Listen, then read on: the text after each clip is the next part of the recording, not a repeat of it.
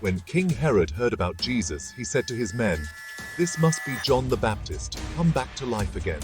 That is why he can do these miracles."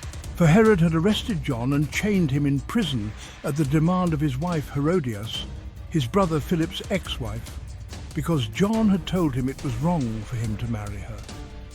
He would have killed John, but was afraid of a riot, for all the people believed John was a prophet. But at a birthday party for Herod, Herodias' daughter performed a dance that greatly pleased him, so he vowed to give her anything she wanted. Consequently, at her mother's urging, the girl asked for John the Baptist's head on a tray. The king was grieved, but because of his oath, and because he didn't want to back down in front of his guests, he issued the necessary orders. So John was beheaded in the prison, and his head was brought on a tray and given to the girl, who took it to her mother. Then John's disciples came for his body and buried it, and came to tell Jesus what had happened.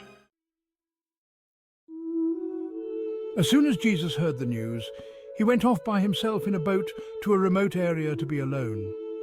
But the crowd saw where he was headed and followed by land from many villages. So, when Jesus came out of the wilderness, a vast crowd was waiting for him, and he pitied them and healed their sick. It is already past time for supper, and there is nothing to eat here in the desert. Send the crowds away so they can go to the villages and buy some food. That isn't necessary. You feed them. What? We have exactly 5 small loaves of bread and 2 fish. Bring them here. Then he told the people to sit down on the grass.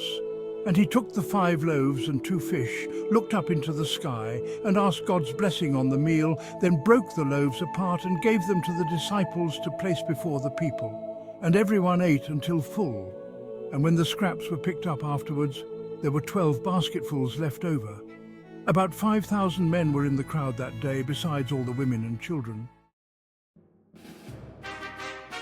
Immediately after this, Jesus told his disciples to get into their boat and cross to the other side of the lake while he stayed to get the people started home. Then afterwards, he went up into the hills to pray.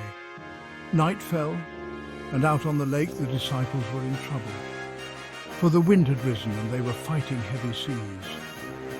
About 4 o'clock in the morning, Jesus came to them, walking on the water. They screamed in terror, for they thought he was a ghost. Don't be afraid. Sir, if it is really you, tell me to come over to you, walking on the water. All right, come along. So Peter went over the side of the boat and walked on the water toward Jesus. But when he looked around at the high waves, he was terrified and began to sink. Save me, Lord. Instantly, Jesus reached out his hand and rescued him. Oh, man of little faith, why did you doubt me?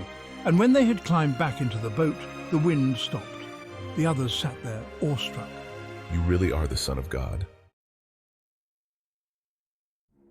They landed at Gennesaret. The news of their arrival spread quickly throughout the city, and soon people were rushing around, telling everyone to bring in their sick to be healed. The sick begged him to let them touch even the tassel of his robe, and all who did were healed.